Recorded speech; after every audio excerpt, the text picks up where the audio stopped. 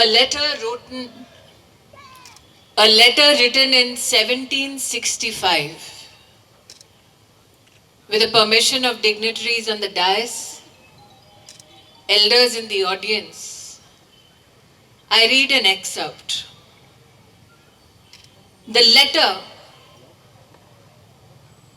is from one of the most courageous commanders in the Maratha Confederacy. He writes an instruction for a military expedition to Gwalior, an instruction to attack the fort at Gohad. The letter reads, proceed to Gwalior after crossing the Chambal. Halt there for 4 or 5 days.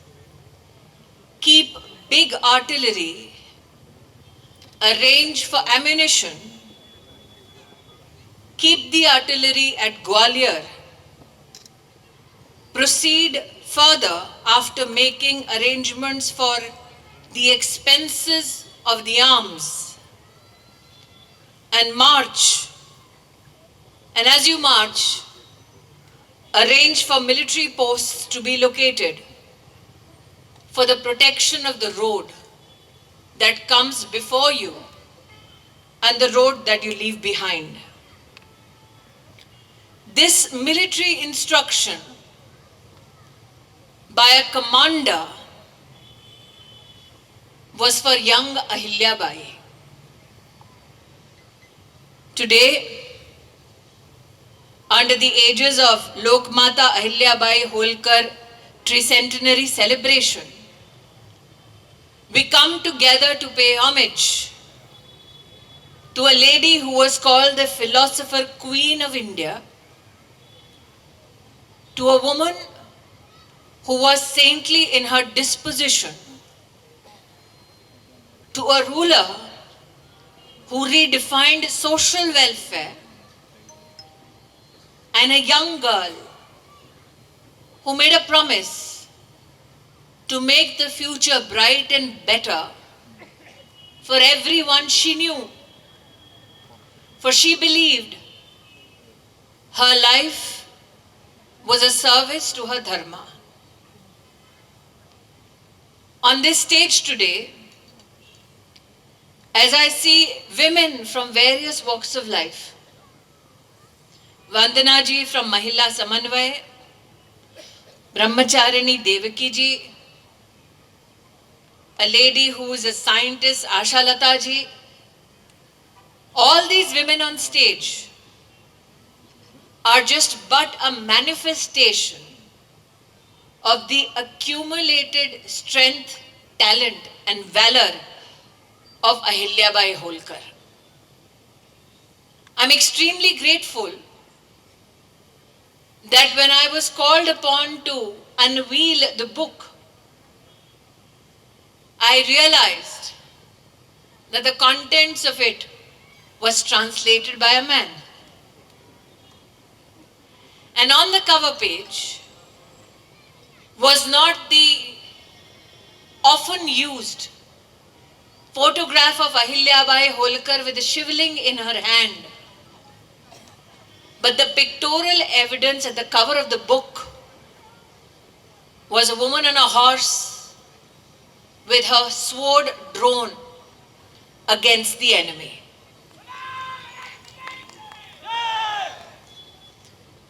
The warrior class, many have presumed about our nation, belongs to a particular caste. The life of Devi Ahilyabai Holkar is but one more historical evidence to those who create a negative understanding of our country, our culture, our civilization, that you rose to high status and stature by the virtue of our karma, not by the geography of our birth. I I am grateful today as I unveil the book on the life, the legend of Ahilyabai Holkar,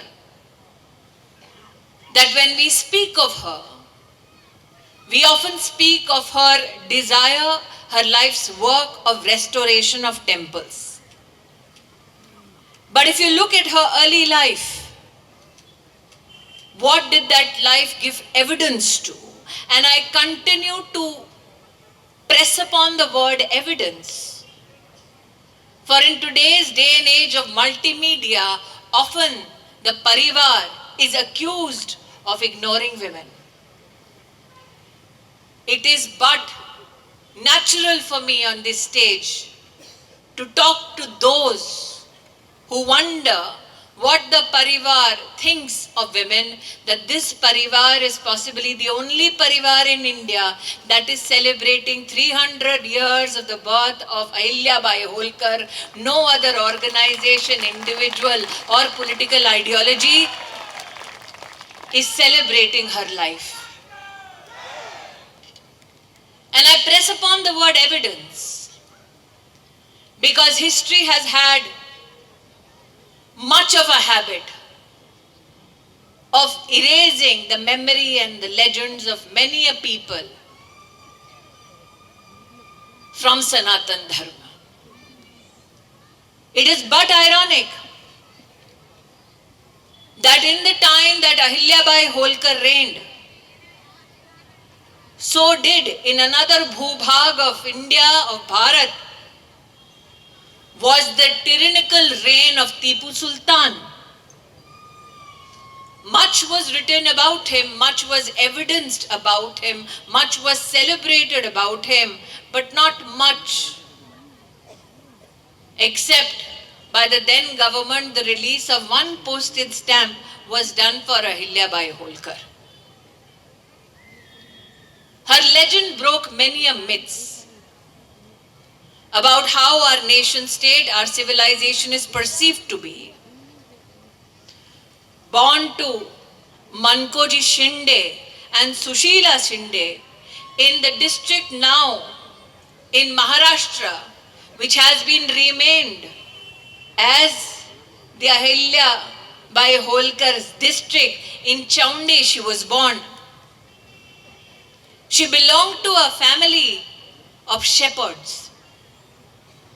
And at the age of 8, she was discovered for her skill, her talent, her resilience, and her intellect. A sister amongst 5 brothers, those who accuse our civilization, our way of life, as a way of life that denied women many rights, I proudly say today that her first education came from her own home.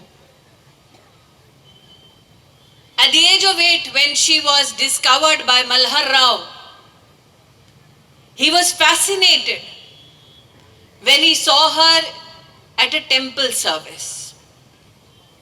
He wanted to ensure that young Ahilyabai is taken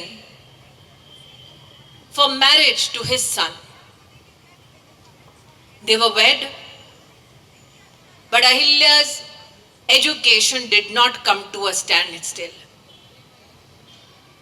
While Malhar Rao fought many a battles, he ensured that Ahilyabai was taught finance, diplomacy, military skill, governance, and many aspects of the revenue systems.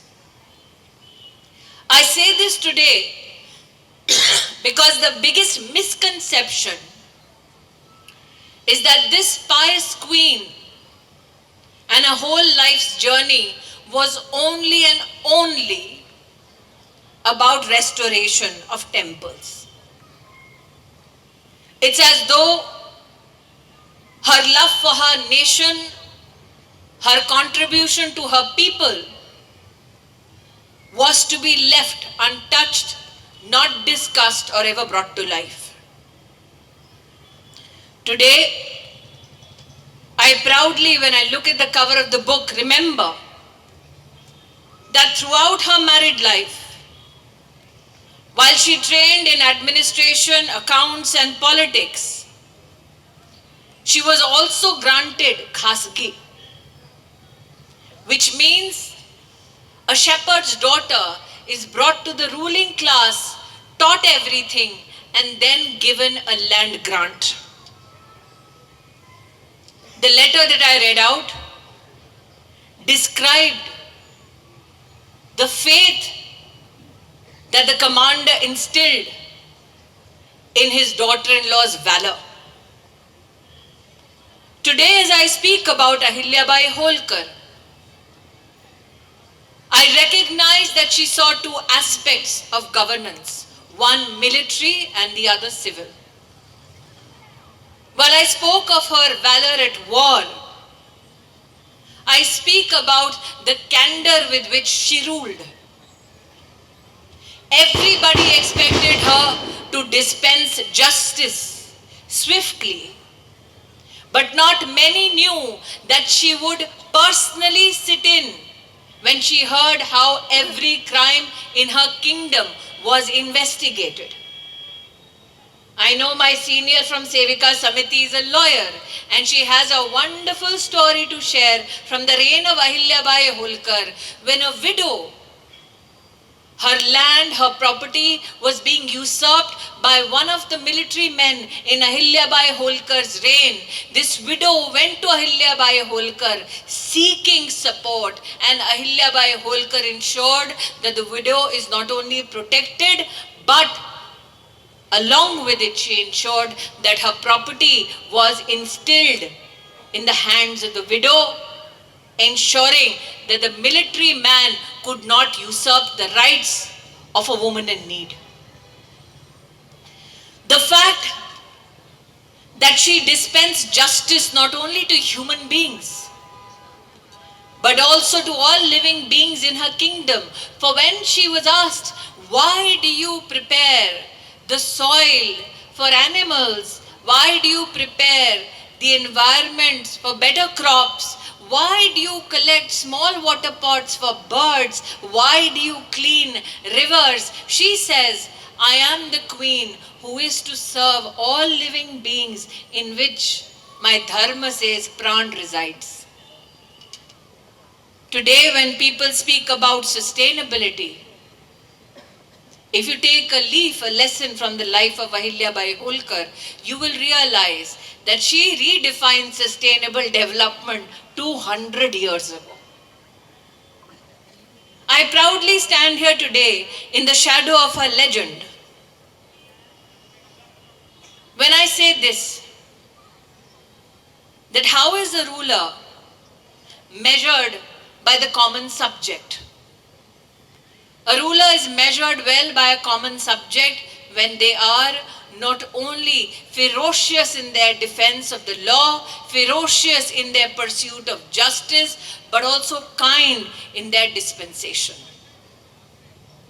That Ahilyabai Holkar was such a queen who not only sat upon the investigation of every crime, but also gave the death penalty sparingly, meant this is a woman of grit. But when evidence was presented, she also presided over such cases with grace and humanity. Today, as I stand before you and pay homage to the life, the work, the legend of Ahilyabai Holkar, I am but reminded that just yesterday when I discussed her in the nation's capital, we called her Punya Shloka, one who is sacred and divine. And when you speak about her divinity, her sacrifice, her contribution to Sanatan Dharma, we often speak about the over 1,000 temples she restored across the nation. Kedarnath is spoken of, Ujjain Mahakal is spoken of, but what is wondrous about her contribution to Kashi? When the Kashi Vishwanath temple was plundered,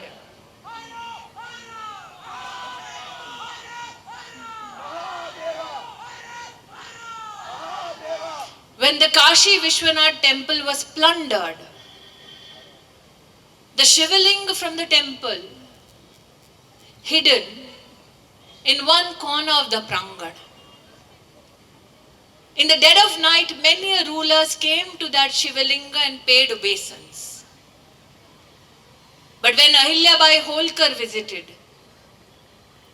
the not made up shrine, but a Shivalinga under open sky, she decided this Shivalinga, this temple of hers, of everybody who believes in Sanatan Dharma, deserved a roof. So while many rulers did not have the capacity, the courage to stand up to tyranny, she, a woman who believed in dharma and karma, helped build, restore not only the temple structure but also gave her contribution to creation of ghats so that under her contribution, Sanatan Dharma's flag could fly high. Today, as I speak of her, and historical records will testify that her contribution for temples and 1100 so are evident from Kashmir to Kanyakumari. And that is why my appeal to the writers who wrote about Ahilyabai Holkar in this lovely book, if possible, let's trace all the 1100 temples to which she gave her contribution. For in that restoration lives Ahilyabai Holkar to this day. She lives not only in the temples she served, she lives also in the hearts of weavers in the state of Madhya Pradesh in a place called Maheshwar. Today, 250 weavers and 1500 looms in Maheshwar still survive because of the contribution of Ahilyabai Holkar.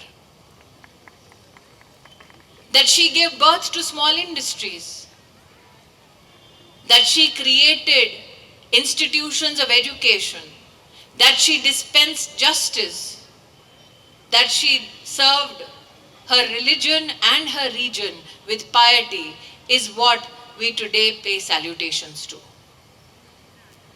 My biggest regret is I deliver my speech in English. The only Malayalam I know is Yengenonde.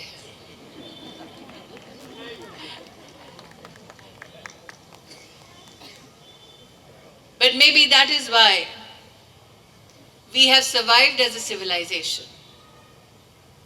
That no matter what our language, the only thread that joins us all is our service to our nation, to our civilization, and the reverence with which we hold legends like Lokmata Ahilyabai Holkar.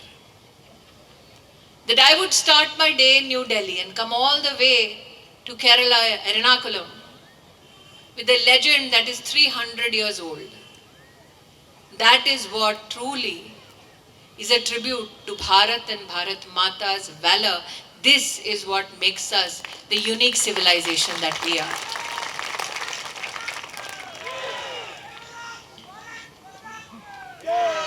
I am extremely grateful to the committee that serves the Lokmata Ahilyabai Holkar Tricentenary celebration, for you brought the next generation to celebrate her life through articles, through essays, through competition. One of the awardees, I stopped her and I asked her, what did you write? And I saw her face break into a smile when she related to me everything about Ahilyabai Holkar. I say this today because when this program began and the lamp was to be lit, I was given the first opportunity because they thought I was the VIP. And then I passed on the lamp to Sir. And I said, Sir, we are all women standing here, you should go first. Sir smiled as a brother would when requested by a sister. And then I requested Brahmacharini Devaki ji to light the next lamp. I did so because when you have to bring darkness into light, you first give the opportunity to an elder who walks the path of Dharma. And I requested Brahmacharini ji to light the second wick. For when you want to light the lamp of Dharma, you give it to those who have led a life of sacrifice and piety. The rest of us just joined in their shadow.